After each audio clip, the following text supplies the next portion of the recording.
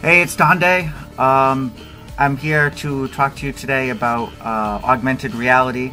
And growing up when I was little, like my first experiences with virtual reality were being freaked out by the movie The Lawnmower Man. And I had some experience playing with a Nintendo Power Glove. I had a device called the U-Force, where you were controlling your Nintendo by waving your hands in three-dimensional space. I also was an early adopter for the Virtual Boy, which I still have to this day. And big Nintendo fan. I don't know if you can tell. Anyway, what I was not aware of is that Quake was actually the first application for a first-person shooter to feature that technology, augmented reality. It was from researchers in Australia that actually made the project ARQuake. And so that's what we're going to be looking at today. And nowadays, look, these kids are really comfortable with their Pokemon Snorlax and Mewtwo. Oh, look, there's a Squirtle. Just pops right out of the phone, I guess. I don't know how these things work. But remember, back then it was a little more cumbersome, and people had no experience with it. So anyway, this is a look back at augmented reality Quake. Job Smith is the Lawnmower Man. A man. Joe, come on, boy, let's go. Grass is waiting for you. With the mind of a child. Yeah, Cybo Man. He came to see me. Cybo Man. Comics, right? Yeah, Cybo Man. And a doctor. Virtual reality holds a key to the evolution of the human mind. With a vision of the future. I have a game in my house that you might like to play. Would you like that? Yeah. Okay. That was really bad. I have different games. I even have one that could help make you smarter. Now, Job Smith is about to enter the world of virtual reality. It's gonna hit me! No, Joe, just relax. It's gonna be like being up there with the stars, Joe. They're going to another planet. His mind is like a clean, hungry sponge.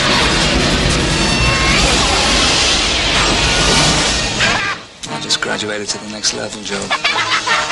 You're not the Lawnmower Man. You've certainly changed. I don't know how you did it, but I approve. I absorbed Latin yesterday in less than 2 hours. Joe, where are you? Joe. A world where the normal course of events can suddenly turn inside out. You realize, Dr. Angelo, that my intelligence has surpassed yours. The imaginary becomes real. Trying to get inside my head, Joe. You can't hide anything from me, Dr. Angelo. And reality. We have no idea what he's gonna do. Is all in your mind.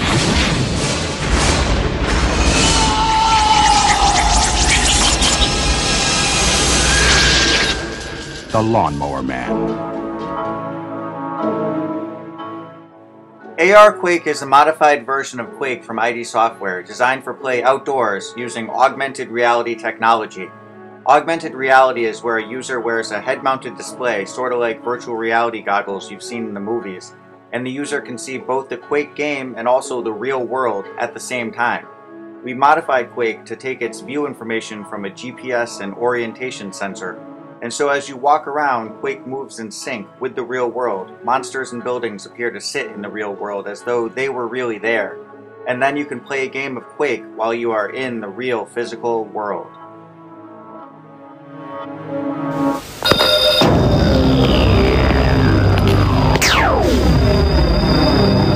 The Power Glove for your Nintendo Entertainment System. Now you and the games are one.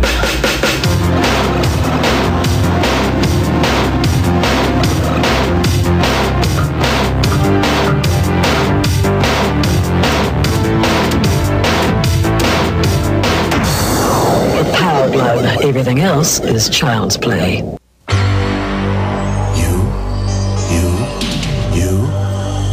U-Force for Nintendo. U-Force. U-Force. Nothing but you, and the game. With the U-Force power field, nothing comes between you and the game. U-Force. It came from the third dimension. with its own brain, its own voice, its own legs. There's only one problem. It needs your eyes. Virtual Boy. See it now in 3D.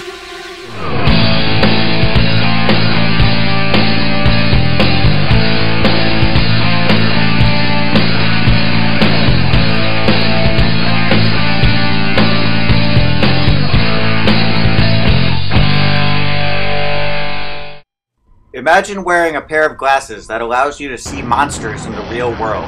One minute you're walking around your local school or campus, and the next a bloodthirsty alien pushes its way through the other students and lunges towards you. With the press of a button, you zap it into 1,000,000 pixels. Sounds bizarre? It could be the future of computer games, thanks to South Australian researchers. The technology is known as augmented reality.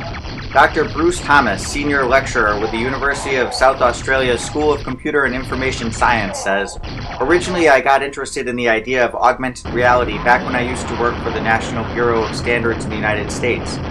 I worked in a manufacturing laboratory. Thought it would be a great idea if the supervisor could just look out onto the factory floor with a pair of magical glasses on and see what job was happening at every machine.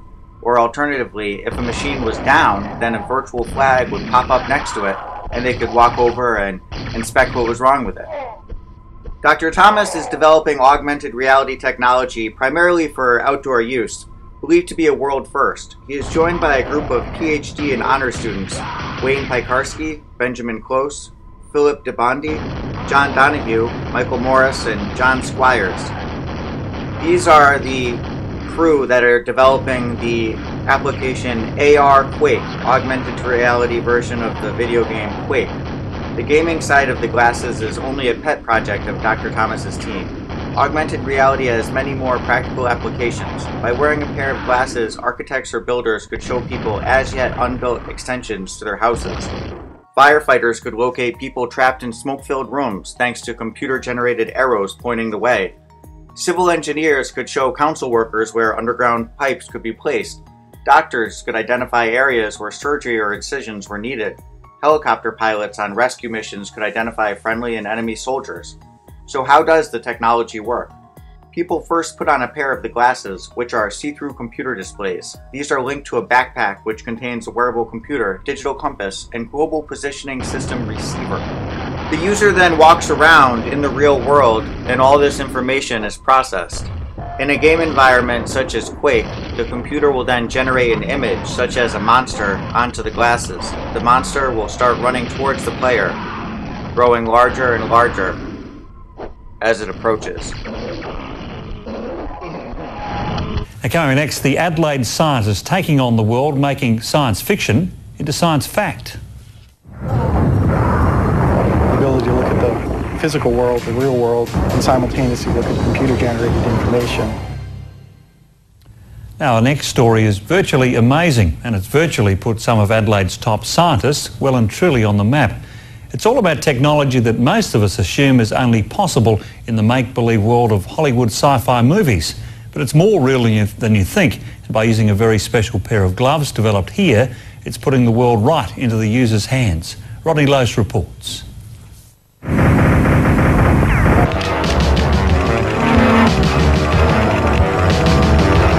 Kind of like in Terminator. Yeah, exactly. That's a very good example of it.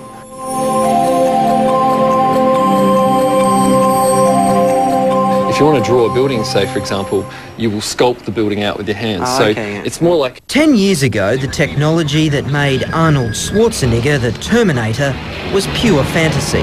Augmented reality is the ability to look at the physical world, the real world, and simultaneously look at computer-generated information. But for the past 5 years, UniSA's Associate Professor Bruce Thomas, PhD student Wayne Piekarski and a team of students have been working to give us some of the technology the Terminator brought back from the future. We have a laptop computer here on the backpack, which is what does all the processing, and we also have a head-mounted display. So you wear this on your head. Right, okay. So like this?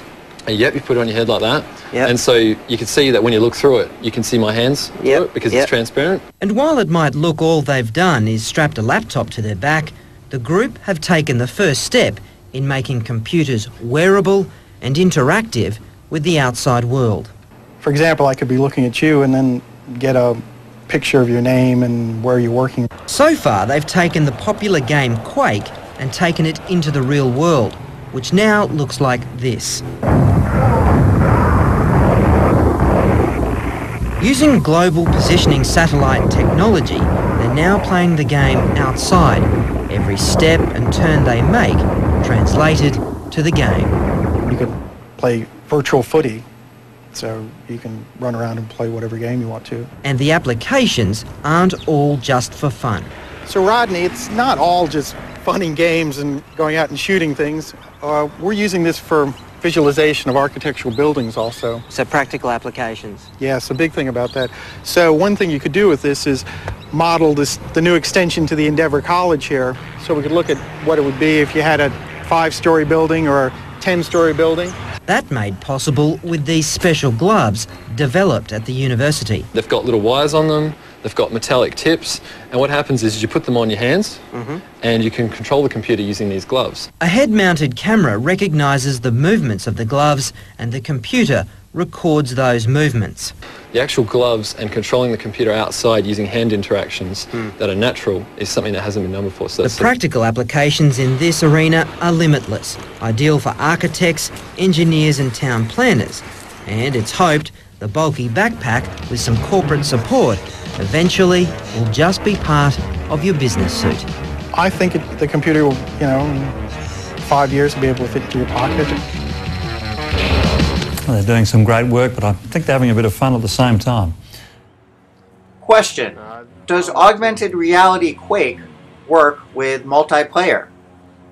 Yes, ARQuake works with multiplayer. Since it uses the standard Quake engine, it's possible to use all of the multiplayer features.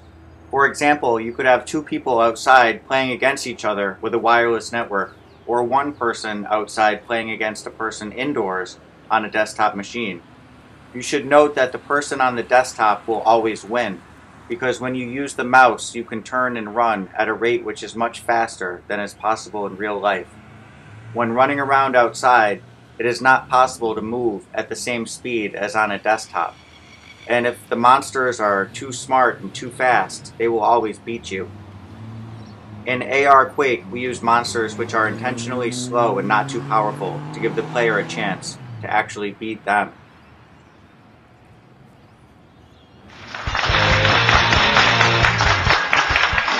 Welcome back. Our next guest to take it first-person shooters to the next level with this amazing invention. When your parents tell you to get off your butt and go outside and play, now you can. Quake! From the Wearable Computer Lab at the University of South Australia, Wayne Piekarski and Bruce Thomas. Welcome, Wayne and Bruce. It's good to see you. Is it Piekarski? Yeah, that's right. I got it right. Yeah, you got all right. it. Hey, Bruce, good to see you. You run the lab, so tell me a little bit about it. What is the lab all about? Well, we've got 12 very bright people working in the lab. All grad students, undergrads? Mixture. Okay. Mixture. We have some foreign people come and visit. Okay. I mean, everybody else is smart. I just kind of run the place. So we have a whole range of projects, but mainly what we're looking at is user interfaces for outdoor wearable computers. This is something that's going to be practical. It's something that people want, a wearable computer. Why? What do they want to do with it? Well, it's hands-free. I mean, Okay. the problem is you have a... I can see that on the factory floor. That makes sense. Factory floor, Yeah. you're outside surveying things. Surveyors. You have to use tools, maintenance work, because you can put your manual right on your... Right. And the nice thing about augmented reality would be is if you're fixing something, it knows what you're fixing. So it can draw pictures of what it is you're Is fixing. this pretty typical of a wearable computer? I mean, it's a big device here we got. This is a bit larger than you would. Some you can actually get by that are belt mounted. I've seen the Zybernaut, stuff Yes. like that. Is that kind of similar to what you guys are working it's similar, but the problem is we have a You got to play Quake. play Quake. And this is so give us a little tour. This is a GPS. Wayne, Bruce can, or Wayne. All right, this is a GPS device at the top. That's right. Yeah, we've got a Trimble Ag 132. This is the antenna for it. Okay. This is actually a surveying grade GPS, so it's accurate to 50 centimeters instead of the usual 5 meters. Oh, cool. So it gives you. It knows exactly where you are. Yeah, pretty much. You can do better. It's a thing of more money. Most of this stuff is off the shelf, right? That's off the shelf. Yeah. This is just a Dell laptop. Yep. So this is just a Dell laptop, Pentium 3, 1.2 gigahertz. Okay. GeForce 2 pretty chipset high-end video. laptop. Yeah. All right. You need the good video chipset so that it can handle the live video streams and do the overlay in real time. That's an interesting point. The live video streams. This is the headset you wear. It's a standard virtual reality headset, but you've equipped it with a camera? That's right. And we have a Firewire video camera on the front here. Okay. And that sends the video into the computer. This allows the computer to do reading the video, overlay the characters, and then send it to the HMD so the person can actually see what's going on. The HMD is the headset that gives us a virtual reality view. So I'm going to see, when I put this on, I'm going to see what's outside through the camera. So I'll still be able to see what's going on as I'm walking. But mixed in with that will be the Quake imagery. That's correct. So I'm actually playing Quake in the real world. Yep, that's correct. Wacky. How much did you have to hack the software to get that to work? Okay, well basically the software is... it's the standard Quake software, but it's been modified to not use the keyboard. Traditionally, you use a mouse or a keyboard to drive Quake. Right. Now, we've gotten rid of all that, and the GPS moves your position in the game. So I don't need a mouse, I am the mouse. That's correct, basically. Yeah. And this little cube on your head measures the angle of the head-mounted display, and that controls the pitch angle and so forth. So I can turn my head and change my view. That's correct, So up and down, around is my head. Motion, position in space is by walking, and that's done by the GPS. Now, the GPS isn't going to work in here because it only works outdoors. That's right, yeah. But can we do this? Can we put this thing on? Yeah, definitely. All right, let me try it. By the way, the gun, can you work on that? That's kind of dinky. I'm a little disappointed. I thought I'd have something really... why such a silly... little... We have a proper gun back home. It actually has haptic in it as well, which means it does recoil when you fire it. Oh, the problem is it's quite large and it chews up the batteries quite hard. And to travel, we brought this all from Australia in a suitcase. And they don't really like big guns on airplanes these days either. So, all right. So we have that to look more like a toy. Let's put her on here. Okay. You take the ducky? Yep. Okay, the ducky, is that what you call it? It looks like a rubber ducky. All right. So this is a backpack. How heavy is this thing? This is 15 kilograms. So 15 kilograms. That's about 4,000 pounds, I think, isn't it? If my math is correct. Something like that. All right. Now, this originally was designed not for gaming, right? No. This was originally designed to do outdoor modeling. The idea is that... Outdoor modeling? Like, what do you mean, like outdoor modeling? Like... Well, you want to make a model of a building. Oh, okay. I thought you meant supermodels. Oh, okay. So in about 5 minutes, you can walk around the building and you see it. Well, and then you'd have a model of it that you can bring in a wireframe. Yeah, I can. Now I'm looking at a door right now. Is that normal? Yeah. Once you just squeeze the trigger and fire at the door and see what happens. So, look, there's a screensaver set behind the doors. You can kind of see. Can you see those guys? Yeah, shoot this. I won't move around. All right, so I'm going to shoot this door, and then something bad's going to happen. I can't shoot. You got to Oh, there it goes. There it goes. Here comes the door. Here comes. Oh no, they're coming at me. Ilya, you told me you'd protect me from these guys. Well, don't shoot me. Shoot them. Oh, okay. We have a guard here in the studio, but he's not doing anything at all. Ilya? Well, you can turn 360, so you can you can slowly. I can shoot anything. Should I shoot this? Whoa, oh boy, here we go. Hey, this is fun. Now, normally I would be walking around outside, right? Yes, and so what we did was we modeled our campus and we painted all the walls black. Oh, I'm dead. And so, I can tell because I'm lying on my side. Oh well, you're dying. You're dying. Well, so we didn't put you in God mode. Hey, look, I can shoot Bruce. What will happen if I shoot you? Hopefully nothing. You're impervious to bullets. I'm in God mode, so you can't do anything. So what you do when you play it outside, you paint all the walls black of the buildings, and you make models of it. So when the monsters are behind the building, you can't see them; they're occluded. Oh, perfect. So when you walk around the building, walking the edge, this must be so much fun to play. The students must get a kick out of this. Well, they do. Well, originally I did the project as a motivation. It was a final year project for some students. Yeah, I bet. And a good motivator, too. Yeah, and you can imagine nobody really wants to do this, so I had such a hard time getting people to do it. How hard was this to build, Wayne?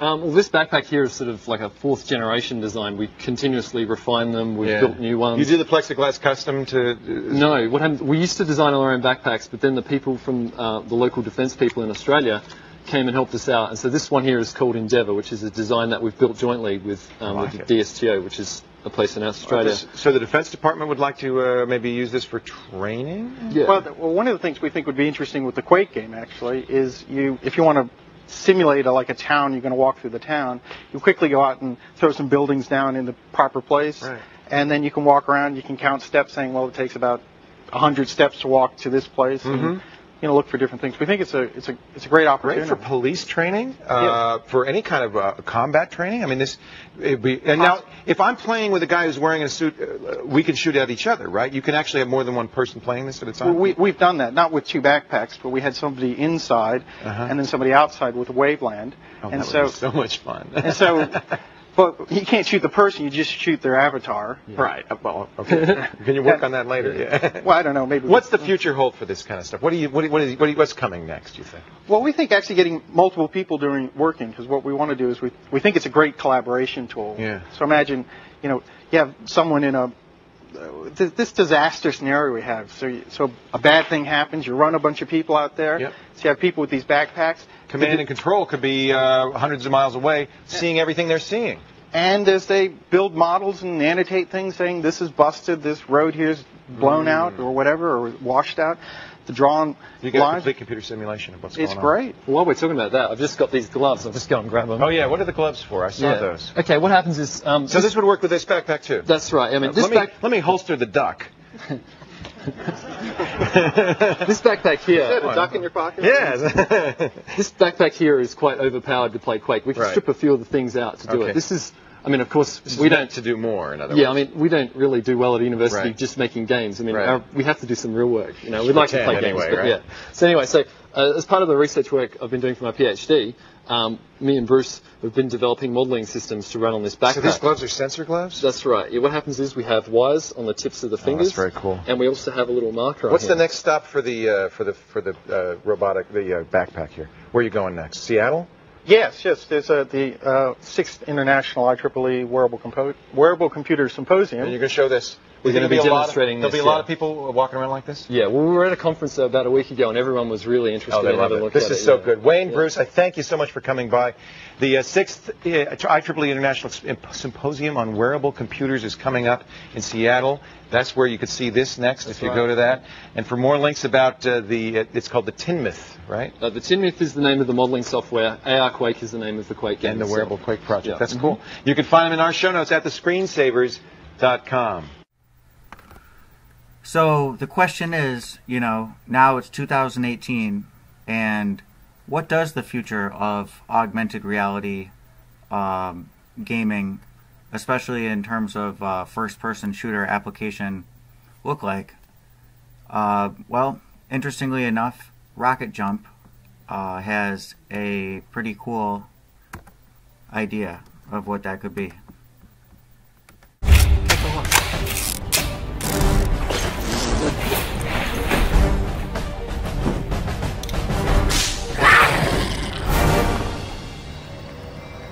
It's unclear if you have to make a aggressive noise like "ruff" when you put on the headset.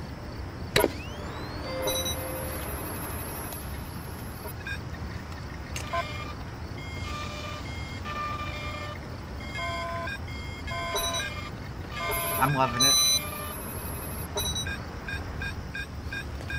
It's like a Wiimote.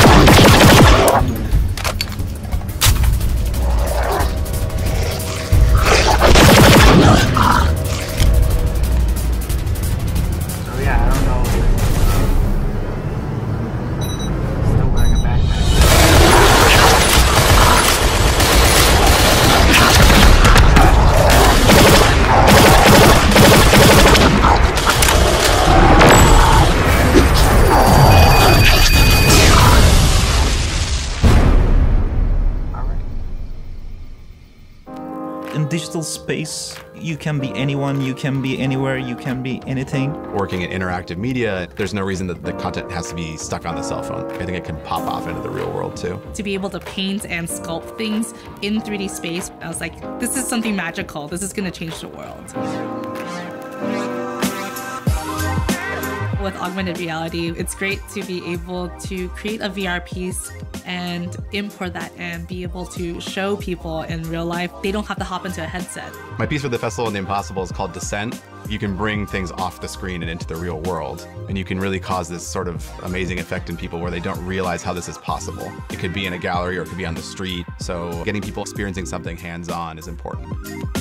My role as an artist is to try to put people away from their daily reality. Because these experiences are spatial and they're interactive, it totally changes the grammar of the previous art forms. So we need to discover a new grammar.